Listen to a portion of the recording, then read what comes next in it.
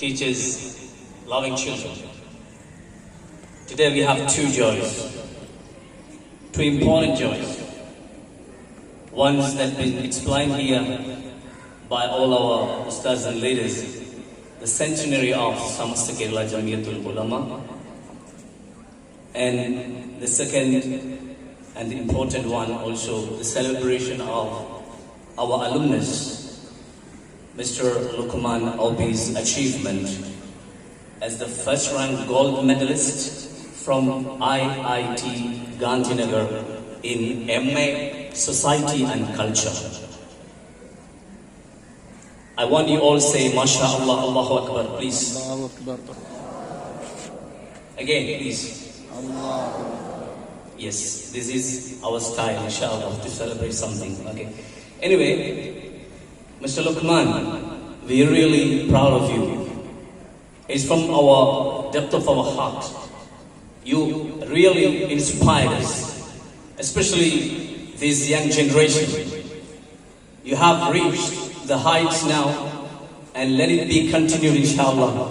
And you will be, inshallah, one of the top-notch officer of our nation, inshallah. May Allah subhanahu wa ta'ala grant you the tawfiq throughout your life and strengthen your footsteps with the wisdom and also the sincerity. Also, inshallah, as he just mentioned, believe. That's the most important thing. The faith, a strong faith in Allah subhanahu wa ta'ala and the Prophet Muhammad sallallahu alayhi wa sallam, and subhanallah in this tradition of Ahlus Sunnah wal Jama'ah, inshallah. Okay, ഞാൻ ഇന്നലെ കഴിഞ്ഞ ദിവസം ലുഖ്മാനുമായി സംസാരിക്കുകയുണ്ടായി. ഇവർ അറിഞ്ഞ ഉടനെ തന്നെ നേരിട്ട് വിളിച്ച് കൺഗ്രാറ്റുലേറ്റ് ചെയ്യാൻ വേണ്ടി വിളിച്ചതായിരുന്നു. ആ സമയത്ത് അദ്ദേഹത്തോട് ഞാൻ ചോദിച്ചു, വാട്ട്സ് യുവർ നെക്സ്റ്റ് പ്ലാൻ? അടുത്ത ഏതൊരു സമയത്ത് ഉന്നതിയിലെത്തുന്ന ഒരാളോട് അടുത്ത് ചോദിക്കുന്ന ഒരു ചോദ്യമാണ്, എന്താണ് അടുത്ത പ്ലാൻ എന്നത്. അപ്പോൾ പറഞ്ഞു, എനിക്ക് വിദേശത്തുള്ള വലിയ ഹാർവാർഡ്, അതുപോലെ കാംബ്രിഡ്ജ് പോലെയുള്ള യൂണിവേഴ്സിറ്റികളിലേക്ക് ഫെലോഷിപ്പോടുകൂടി അഡ്മിഷൻ കിട്ടാനുള്ള ശ്രമത്തിലാണ്. ഇൻഷാ അല്ലാഹ് അത് വലിയ ഒരു കുതിച്ചുചാട്ടമായിരിക്കും, യാതൊരു സംശയമില്ല. അല്ലാഹു സുബ്ഹാനഹു വ തആല അതിനുള്ള തൗഫീഖ് നൽകട്ടെ. ആമീൻ യാ റബ്ബൽ ആലമീൻ. PhD ചെയ്യണമെന്ന് തീർച്ചയായിട്ടും ഒരു ലക്ഷ്യമാണ്.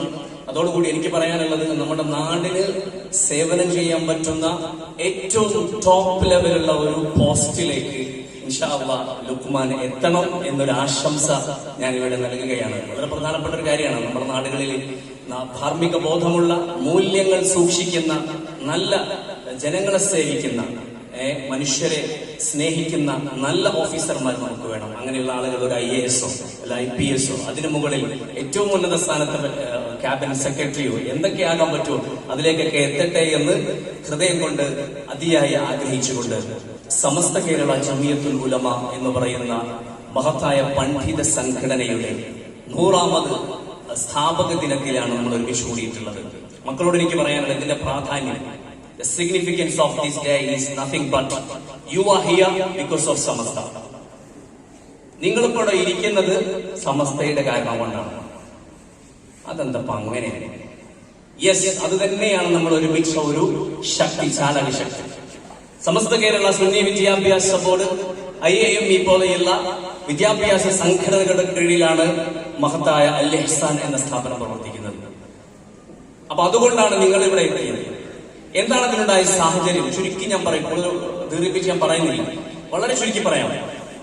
1920കളിൽ യഥാർത്ഥത്തിൽ ആ കാലഘട്ടത്തിൽ വിശുദ്ധ ഇസ്ലാം എന്ന് പറയുന്നത് നമുക്ക് എല്ലാവർക്കും അറിയാം. മക്കളെ ഇവിടെ ശ്രദ്ധിക്കണേ, ജ്യൂസ് അവിടെയുണ്ട്. അവരുടെ എല്ലാവരുടെയും മുമ്പിൽ ചെന്ന് ആദ്യമായി ഒരു നേതാവ് എന്താണ് സംസാരിക്കുന്നത് എന്ന് കേൾക്കാൻ വേണ്ടി ഒരുപാട് ആളുകൾ തടിച്ചുകൂടിയിട്ടുണ്ട്. അവിടെ ഈ സംഭവം റിപ്പോർട്ട് ചെയ്യുന്ന അബ്ദുല്ലാഹ് ഇബ്നു സലാം റളിയല്ലാഹു അൻഹു എന്ന് പറയുന്ന സഹാബി, അന്ന് അദ്ദേഹം ഒരു ജൂയിഷ് ഒരു പ്രീസ്റ്റ് ആയിരുന്നു, ജൂത പുരോഹിതനായിരുന്നു.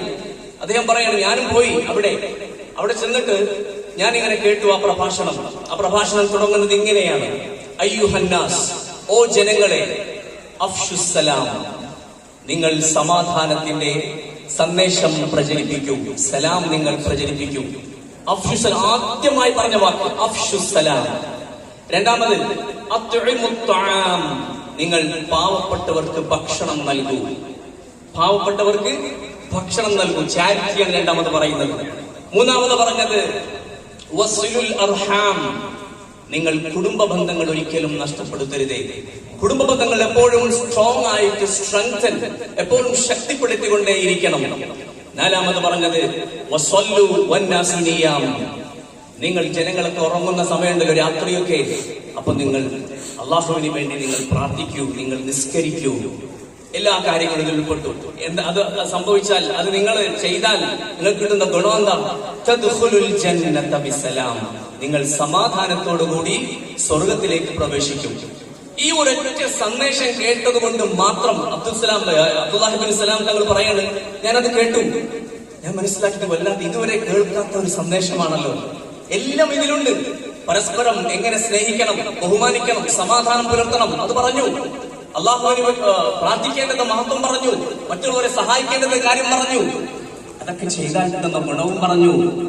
അത് കേട്ടത് കൊണ്ട് മാത്രം ഞാൻ അവിടുത്തെ അരികെ ചെന്ന് അഷ്ഹദു അല്ലാ ഇലാഹ ഇല്ലല്ലാഹ് വ അഷ്ഹദു അന്ന മുഹമ്മദ് റസൂലുള്ളാഹി എന്ന് പറഞ്ഞ് സ്വീകരിച്ചു. ഇതാണ് യഥാർത്ഥ ഇസ്ലാം, ഇതാണ് വിശുദ്ധ ഇസ്ലാം. പക്ഷെ പല ആളുകളും 920 സംഭവിച്ചത് എന്താണെന്നറിയാം നിങ്ങൾ?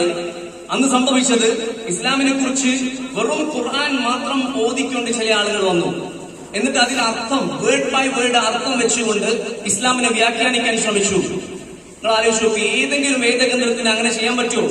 മറ്റു ബൈബിൾ ആവട്ടെ, അല്ലെങ്കിൽ പിന്നെ മനുസ്മൃതിയാവട്ടെ, മറ്റു വേദപുരാണങ്ങൾ ഏതാണെങ്കിലും അത് നേരെ വായിച്ചിട്ട് സ്വന്തം അർത്ഥം വെച്ചുകൊണ്ട് ഒരാൾ ജീവിക്കാൻ നിന്നാൽ അദ്ദേഹത്തിന് കറക്റ്റ് മീനിങ് കിട്ടില്ല, റൈറ്റ് മീനിങ് കിട്ടില്ല. ഇവരെന്ത് ചെയ്തു? അങ്ങനെ തെറ്റായ ആശയങ്ങൾ ജനങ്ങളിലേക്ക്, ഇതാണ് ഇസ്ലാം എന്ന് പറഞ്ഞുകൊണ്ട് പ്രത്യേകിച്ച് അഭ്യസ്തവിദ്യരായ ആളുകൾ അവരിലേക്ക് ഈ മെസ്സേജ് കൊടുക്കാൻ വേണ്ടി ശ്രമിച്ചപ്പോ പണ്ഡിതന്മാർ ഉണർന്നു. യഥാർത്ഥ രീതിയിൽ വിശുദ്ധ ഇസ്ലാമിനെ ഖുർആനിലൂടെയും ഹദീസിലൂടെയും മറ്റു തഫ്സീറുകളിലൂടെയും വിശദീകരണങ്ങളിലൂടെയും പഠിച്ചെടുത്ത, വർഷങ്ങളോളം പഠിച്ചെടുത്ത ആളുകൾ അവർ ഉണർന്നു. അവർ പറഞ്ഞത് പറ്റില്ല, ജനങ്ങൾ തെറ്റിദ്ധരിക്കുകയാണ്. ജനങ്ങൾ പലരെയും അങ്ങോട്ടും ഇങ്ങോട്ടും വെറുതെ ആവശ്യമില്ലാതെ അവൻ മതത്തിന് വിരുദ്ധമായി ചെയ്തു എന്ന് പറഞ്ഞ് പടിയടച്ച് പിണ്ണം വെക്കുകയാണ്. അത് പറ്റില്ല. നല്ലത് യഥാർത്ഥം എന്താണെന്ന് പറഞ്ഞു കൊടുക്കണം എന്ന് നേരത്തെ ഇവിടെ പറഞ്ഞതുപോലെ ബഹുമാനപ്പെട്ട വരക്കൽ മുല്ലക്കോയ തങ്ങളും ബഹുമാനപ്പെട്ട പാങ്ങിൽ അഹ്മദ് കുട്ടി മുസ്ലിയാർ അള്ളാഹു അവരുടെ എല്ലാം ദറജ വർദ്ധിപ്പിച്ചു കൊടുക്കുമാറാവട്ടെ. അവർ രണ്ടുപേരും ആ വിഷയത്തിൽ മുന്നിട്ടിറങ്ങുകയും അങ്ങനെ 926 ജൂൺ 26-നാണ് സമസ്ത കോഴിക്കോട് ടവറിൽ വെച്ചുകൊണ്ട്, കോഴിക്കോട് അന്നുണ്ടായിരുന്ന ഒരു ടവറിൽ വെച്ചുകൊണ്ട് അതിന്റെ ഫസ്റ്റ് ജനറൽ ബോഡിയും ആ സ്ഥാപക കമ്മിറ്റി നിലവിൽ വരികയും ചെയ്തു എന്നത് ചരിത്രമാണ്. അതുകൊണ്ടാണ് അതിനുശേഷം നടന്ന സംഭവങ്ങൾ നമ്മൾ നോക്കണം. മഹത്തായ സമസ്ത കേരള ജമിയത്തുൽ ഉലമയുടെ നേതൃത്വം ബഹുമാനപ്പെട്ട ഖമറുൽ ഉലമ ഉസ്താദ് അവர்களுം സുൽത്താനുൽ ഉലമ പിന്നെ റയീസുൽ ഉലമ സുലൈമാൻ ഉസ്താദ് അവர்களுം അവരെല്ലാം നേതൃത്വം കൊടുക്കുന്ന മഹത്തായ സംഘടനയാണ് നമ്മുടെ സുന്നി വിദ്യാഭ്യാസ ബോർഡ് അടക്കമുള്ള കാര്യങ്ങളെല്ലാം നിയന്ത്രിക്കുന്നത്. ഒന്നരായ ശൈഖുന മർഹൂം ടി ഉസ്താദ് സുന്നി വിദ്യാഭ്യാസ ബോർഡിന്റെ പരീക്ഷാ ബോർഡ് ചെയർമാനായി വഫാത്താകുന്നത് വരെ അതിന്റെ ചെയർമാൻ സ്ഥാനത്തായിരുന്നു എന്ന വിവരം കൂടി നമ്മുടെ മക്കളുടെ അറിവിലേക്കായിട്ട് ഞാൻ കൈമാറുകയാണ്. ഏതായാലും സമസ്ത നടത്തിയ പ്രവർത്തനങ്ങൾ, ഇപ്പോൾ നടത്തിക്കൊണ്ടിരിക്കുന്ന പ്രവർത്തനങ്ങൾ ചെറിയ രീതിയിൽ മാത്രം പറഞ്ഞുകൊണ്ട് ഞാൻ അവസാനിപ്പിക്കുകയാണ്. നമ്മുടെ ഒന്നാമതായി വിശ്വാസ വൈകല്യങ്ങളെ, നേരത്തെ നമ്മുടെ ലുഖ്മാന്റെ പ്രസംഗത്തിൽ പറഞ്ഞൊരു പോയിന്റ് ഉണ്ട്. നമ്മളൊക്കെ യഥാർത്ഥത്തിൽ വിശ്വാസം ക്ലിയറായി ലോകത്തിന്റെ ഏത് ഭാഗത്തേക്ക് പോയാലും നമുക്ക് പിഴക്കാനില്ല.